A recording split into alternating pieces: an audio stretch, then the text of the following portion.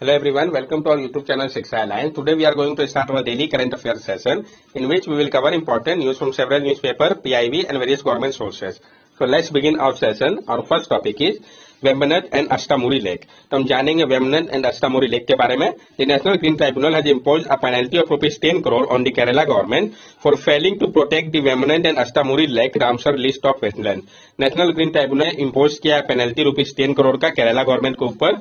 क्यों? क्योंकि उन लोगों ने नहीं प्रोटेक्ट किया वेम्बनाड एंड अष्टामुरी लेक को, जो कि आपका रामसर लिस्ट ऑफ वेटलैंड में आता है। प्रॉब्लम क्या था? The wetland has become polluted drain due to the dumping of pharmaceutical waste, plastic waste, household waste and slaughter house waste. ये जो वेटलैंड है वो पॉल्यूशन ड्रेन ग्राउंड बन चुका है, क्योंकि जो डंप किया जा रहा है pharmaceutical waste, plastic waste, household waste और स्लॉटर हाउस वेस्ट को, इस कारण the penalty levied per the polluter pay principle should be deposited in a ring fence account which should be utilized under the chief secretary authority for conservation or restoration measure। ये जो penalty लगाया गया है ये polluter पे principal के अनुसार लगाया गया है, जिसको कि डिपॉजिट किया जाएगा रिंग फेंस अकाउंट में, जिसका उपयोग किया जाएगा चीफ सेक्रेटरी अथॉरिटी के द्वारा कंजर्वेशन और रिस्टोरेशन मेजर के लिए। इस दोनों के बारे में हम जानेंगे। तो पहले हम वेम्बनाड लेक के बारे में जान ले। The largest lake in Kerala, the longest in India. जो आपका वेम्बनाड लेक है ये लार्जेस्ट लेक है केरला का, लॉन्गेस्ट है भारत का। इसका जो और नाम क्या है तो पुनामार लेक कुटनन में, और कोची लेक भी कहते हैं हम इसको। सिग्निफिकेंस क्या है वेम्बनाड लेक का? तो नेहरू ट्रॉफी बोट रेस और रामसर साइट। यहाँ पे नेहरू ट्रॉफी बोट रेस होता है और ये रामसर साइट भी है। रामसर साइट है second larger Ramsar site in India after Sundarban. जो आपका वेम्बनाड लेक है ये सेकेंड लार्जर रामसर साइट है सुंदरबन के बाद, तो ये इंपॉर्टेंट पॉइंट है। Bird sanctuary Kumarakom bird sanctuary on the east coast. जो आपका कुमाराकोरम बर्ड सेंचुरी है ईस्ट कोस्ट में आपके वेम्बनाड लेक के। यूनिक फीचर क्या है? The lake is situated at sea level and is separated from the Lakshadweep sea by a narrow barrier island. ये जो लेक है ये सिचुएटेड है सी लेवल पे और सेपरेटेड है लक्षद्वीप सी से एक नैरो बैरियर आइलैंड के द्वारा। प्रॉब्लम क्या है? Vembanad lake water retention capacity has decrease by 85% in the last 120 years due to huge encroachment and devastation of its ecology. और जो वेम्बनाड लेक का वाटर रिटेंशन कैपेसिटी है उसमें डिक्रीज देखा गया 85% तक लास्ट 120 ईयर पे, क्योंकि बहुत ज्यादा इंक्रोचमेंट और डिवास्टेशन हुआ इसके इकोलॉजी पे। ये जो प्रॉब्लम है ये बहुत ज्यादा, इसको रिवर्स नहीं कर सकते हम वापस से, तो इसमें प्रॉपर एक्शन लेने की आवश्यकता है। अब हम जानेंगे अष्टामुरी लेक के बारे में। Second largest after Vembanad storage system. जो आपका अष्टामुरी लेक है ये सेकंड लार्जेस्ट है वेम्बनाड स्टोरेज सिस्टम के बाद। नेम अष्टामुरी कायल। अष्टामुरी मतलब 8 branches in the local Malayalam language. जो इसका नाम है अष्टामुरी कायल। अष्टामुरी का मतलब होता है 8 ब्रांचेस लोकल मलयालम लैंग्वेज पे। क्या सिग्निफिकेंस इसका? House boat and back water resort Ramsar site. House boat या बैक वाटर रिसोर्ट है यहाँ पे, ये भी रामसर साइट है। यूनिक फीचर क्या है? Unique wetland ecosystem gateway to Kerala back water. इसका जो वेटलैंड इकोसिस्टम है वो यूनिक है और ये गेटवे है केरला बैक वाटर के लिए। प्रॉब्लम क्या है? इट है significant amount of waste accumulation. अभी अष्टामुरी लेक में क्या है तो सिग्निफिकेंट अमाउंट जो है वेस्ट का एक्यूमुलेट हो गया है, जो कि हिंडर कर रहा है इसको। नेक्स्ट टॉपिक हमारा एफ इंडेक्स 2023 पीआईबी के लिए काफी इंपॉर्टेंट है। तो कभी भी कोई अगर एक्सरसाइज आता है वीडियो तो काफी इंपॉर्टेंट हो जाता है। Recently, the second edition of 10 days Africa India Field Training Exercise F index conducted in Pune. ये कहाँ पे हुआ था, किस कंट्री के बीच में इंपॉर्टेंट है? तो ये जो आपका एफ इंडेक्स जैसा कि नाम बता रहा है तो अफ्रीका इंडिया के बीच में फील्ड ट्रेनिंग एक्सरसाइज था, जो कि आपका कहाँ पे हुआ? पुणे पे हुआ। 10 दिन का एक्सरसाइज था। The exercise is centre amount humanitarian mine assistant and united nation peace keeping operation. और ये जो एक्सरसाइज है ये सेंटर किया आपका ह्यूमैनिटेरियन माइन असिस्टेंट और united nation peace keeping operation के लिए। ऑब्जेक्टिव इसका क्या है?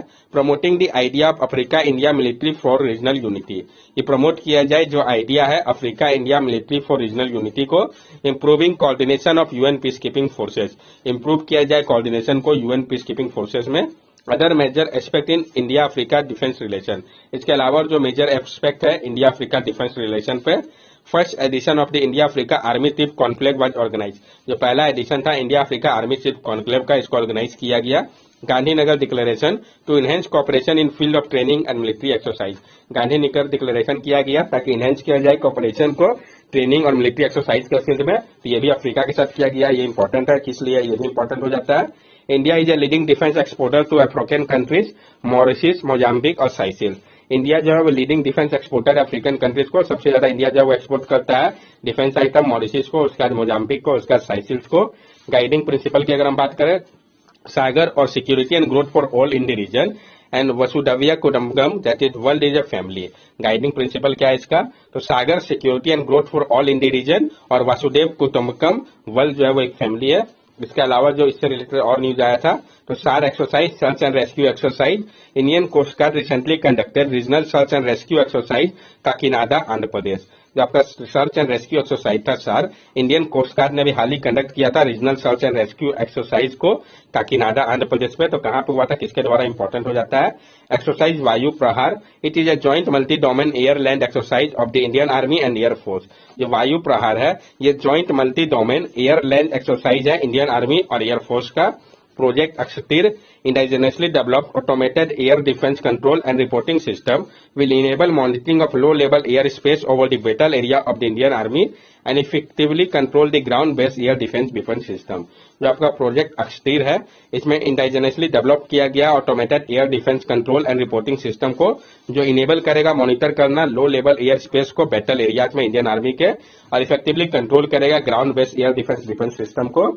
Sarang system, indigenously developed Sarang is an advanced electronic support measure system for a helicopter of the Indian Navy. जो सारंग सिस्टम है, ये इंडाइजेनसली डेवलप किया गया है। सारंग आपका एक advance electronic support measure system है हेलीकॉप्टर के लिए इंडियन नेवी का। तो क्या है, किसके लिए है, आपको पता चल गया। नेक्स्ट टॉपिक है हमारा apex body for glacier management. तो जो एपेक्स बॉडी है ग्लेशियर मैनेजमेंट के लिए, इसके बारे में हम जानेंगे। A parliamentary standing committee in India has recommended the establishment of an overarching apex body for glacier management in the country. जो पार्लियामेंट्री स्टैंडिंग कमेटी है भारत का, उन्होंने रिकमेंड किया है कि स्टैब्लिश किया जाए एक ओवर आर्किंग एपेक्स बॉडी को ग्लेशियर मैनेजमेंट के लिए कंट्री पे। ग्लेशियर होता है क्या, पहले हम इसको समझते हैं। A glacier is a large perennial accumulation of crystalline ice, snow, rock, sediment, and often liquid water that originate on land and move downslope under the influence of its own weight and gravity. जो glacier होता है वो आपका large perennial accumulation होता है crystalline ice का, snow का, या रॉक, सेडिमेंट, या ऑफन लिक्विड वाटर का, जो कि ओरिजिनेट करता है लैंड पर, ये मूव करता है डाउनस्लोप के तरफ इन्फ्लुएंस में इसके खुद के वेट या ग्रेविटी के कारण। क्या स्टेटस है ग्लेशियर का?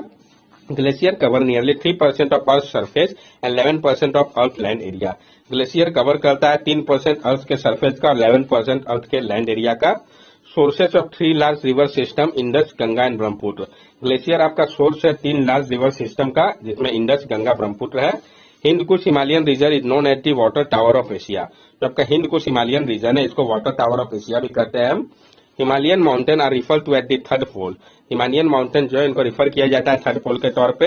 India is over 16,000 glacier, Siachen glacier in the Himalayan region. India का जो है 16,000 ग्लेशियर है, इसमें सियाचिन ग्लेशियर जो है आपका वो हिमालयन रीजन में पड़ता है। क्या थ्रेट है इसको, जिसको रिकॉग्नाइज किया गया है? The majority of Himalayan glacier are melting और retreating which will severely affect flow in Himalayan river system. जो ज्यादातर हिमालयन ग्लेशियर है वो मेल्ट कर रहा है या रिट्रीट कर रहा है, जो कि सीवियरली अफेक्ट करता है फ्लो को हिमालयन रिवर सिस्टम का। Melting glacier can cause disaster like glacier lake outburst flood, glacier avalanche etc. और जो मेल्टिंग ग्लेशियर है इसके कारण बहुत सारे डिजास्टर आते हैं, जैसे कि आपका ग्लेशियर लेक आउटबर्स्ट फ्लड हो गया, ग्लेशियर एवेलेंस हो गया। Melting of glacier may lead to shift of tree lines in the Himalayan and may also cause a change in the phonological behavior of plant. जो मेल्टिंग है glacier का, इसके कारण shift देखा जा सकता है ट्री लाइन में हिमालय का, और जो इसके कारण चेंज हो रहा है फोनोलॉजिकल बिहेवियर में प्लांट का, इसको भी देखा जा सकता है। Lack of data sharing on hydrological information with neighbouring country. Problem है डाटा शेयरिंग का हाइड्रोलॉजिकल इन्फॉर्मेशन को लेकर नेबरिंग कंट्री के साथ। Multiple ministry department institution with different mandate for dealing with Himalayan glacier. बहुत सारा मिनिस्ट्री डिपार्टमेंट और institution जो है अलग अलग लेवल पे मैंडेट किया गया है डील करने के लिए हिमालयन ग्लेशियर को। Recommendation by the parliamentary panel. क्या रिकमेंडेशन दिया गया पार्लियामेंट्री पैनल के द्वारा? Set up a single nodal agency for bringing out synergies among various government department ministry involve in glaciological research and monitoring. Set up किया जाए एक सिंगल नोडल एजेंसी को, जो कि सिनर्जीज लाए अलग अलग गवर्नमेंट डिपार्टमेंट और मिनिस्ट्री के बीच में, जो कि इन्वॉल्व होंगे ग्लेशियोलॉजिकल रिसर्च और मॉनिटरिंग के लिए। Establish regional cooperation for the seamless sharing of hydrological information data on glacier movement behavior. Establish करना होगा रीजनल कॉपरेशन को सीमलेस शेयर करने के लिए हाइड्रोलॉजिकल इन्फॉर्मेशन या डाटा को ग्लेशियर के मूवमेंट या बिहेवियर को लेके। Create a multi hazard alert and warning system. Create करना होगा एक multi hazard alert and warning system को। Increase involvement of Himalayan state planners, scientist and academician in devising suitable measures for glacier management. Increase करना होगा involvement को Himalayan state planner, scientist, academician का device करने के लिए सुटेबल मेजर्स को ग्लेशियर मैनेजमेंट के लिए। नेक्स्ट टॉपिक हमारा how to manage India solar photovoltaic waste problem, किस तरीके से मैनेज किया जा सकता है भारत के सोलर फोटोवोल्टाइक वेस्ट प्रॉब्लम को, तो जानेंगे इसके बारे में हम डिटेल्स में।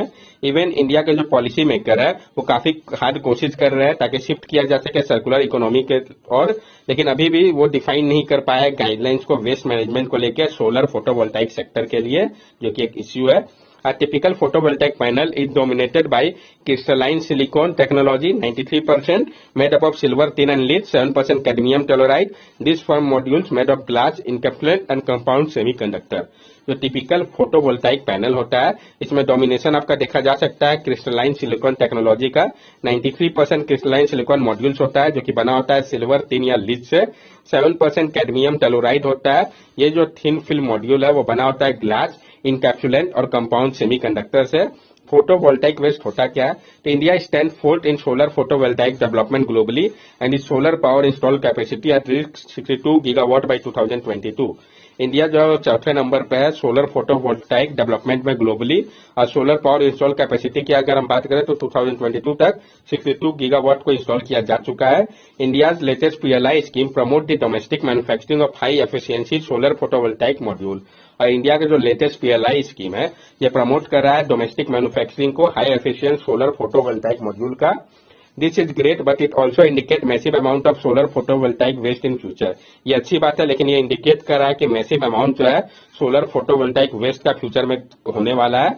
India could generate 50,000 to 3,25,000 tonne of cumulative photovoltaic waste by 2030, और इंडिया जो है वो जनरेट करेगा 50,000 से 3,25,000 टन तक क्यूमुलेटिव फोटोवोल्टाइक वेस्ट 2030 तक, और मोर देन 4 मिलियन टन 2050 तक। इंटरनेशनल रिन्यूएबल एनर्जी एजेंसी के अनुसार ये एक्सपेक्ट किया जा रहा है कि इंडिया जो है वो वन ऑफ द वर्ल्ड का top 5 leading photovoltaic waste producer होगा।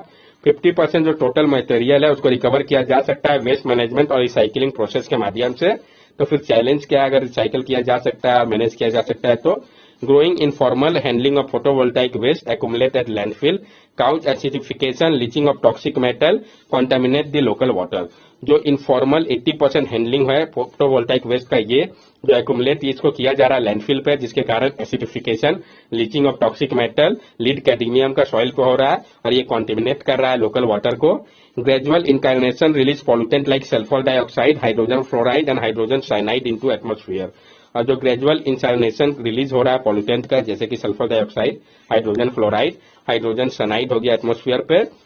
जो मिस इन्फॉर्मेशन या इग्नोरेंस है एप्रोप्रिएट डिस्पोजल प्रैक्टिस को लेकर मल्टीपल एक्टर और इंस्टीट्यूशन के बीच में, जिसमें producer, owner, consumer, waste disposal facility सब आते हैं पूरे सप्लाई चेन में। जो मार्केट है आपका रिसाइकल फोटोवोल्टाइक वेस्ट का ये बहुत ही कम है भारत में, क्योंकि कमी है सुटेबल इंसेंटिव और स्कीम का, और जो एब्सेंस है किसी भी बॉडी का जो कि मेजर करे, मॉनिटर करे, रिपोर्ट करे सोलर फोटोवोल्टाइक वेस्ट को, ये भी एक प्रॉब्लम को बढ़ावा दे रहा है। Recent initiative by Indian government, अभी हाल ही में जो इनिशिएटिव लिया गया इंडियन गवर्नमेंट के द्वारा, तो revise e waste management rule 2022 जो है आपका, इसमें ministry of environment, forest and climate change ने लाया है solar photovoltaic cell, panel and modules को इसके अंतर्गत ग्रीन क्रेडिट प्रोग्राम, जिसको लॉन्च किया गया था एनवायरमेंट प्रोटेक्शन एक्ट 1986 के अंतर्गत, और इसको अनाउंस किया गया था यूनियन बजट 2022-23 के दौरान। इसका मकसद है प्रमोट करना ग्रीन ग्रोथ और सस्टेनेबल प्रैक्टिस को। बेस्ट प्रैक्टिसेस की अगर हम बात करें तो यूरोपियन यूनियन का waste electrical and electronic equipment directive जो है वो प्रोड्यूसर को रिस्पॉन्सिबल बनाता है सेफली और रिस्पॉन्सिबली डिस्पोजिंग को लेके एंड ऑफ लाइफ जब होता है फोटोवोल्टाइक पैनल के लिए। यूएस में क्या है तो स्टेट में पास फ्रीडम है, कोई स्टैब्लिश कर सकते हैं खुद के सोलर फोटोवोल्टाइक रेगुलेटरी स्टैंडर्ड को। जापान में जो मैन्युफैक्चरिंग है वो रिस्पॉन्सिबल है डेवलपिंग करने के लिए एनवायरमेंट फ्रेंडली रिसाइकलिंग टेक्नोलॉजी को पीपीपी मॉडल पे, और लॉन्च किया जाता है अवेयरनेस कैंपेन को उसके बेनिफिट को लेके। चाइना की अगर हम बात करें तो इंट्रोड्यूस किया गया है लाइफ साइकिल मैनेजमेंट को, ताकि इंप्रूव किया जाए रिसोर्स एफिशिएंसी को सोलर फोटोवोल्टाइक पैनल के लिए, और डेवलप किया गया है रिसाइकलिंग प्रोसेस को ताकि रिकवर किया जा सके सिलिकॉन को और प्रोसेस किया जा सके इसको फिर से सोलर वेफर्स के लिए। Gap to identified by India, जो गैप है जिसको आइडेंटिफाई करना होगा भारत को, तो नहीं क्लब करना होगा फोटोवोल्टाइक वेस्ट को अदर ई वेस्ट के साथ, तभी पॉसिबल है।